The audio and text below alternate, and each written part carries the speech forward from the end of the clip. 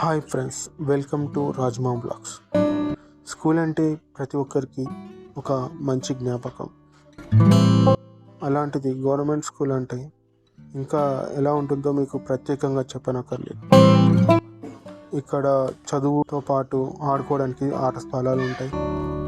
పచ్చటి చెట్లతో కూడిన వాతావరణం ఉంటుంది. అలాంటిదే మా ఈ జెడ్పిహెచ్ఎస్ స్కూల్. ఈ స్కూల్ యొక్క ప్రాముఖ్యత మీకు ఫుల్ వీడియోలో తెలియజేస్తాను. Bye friends.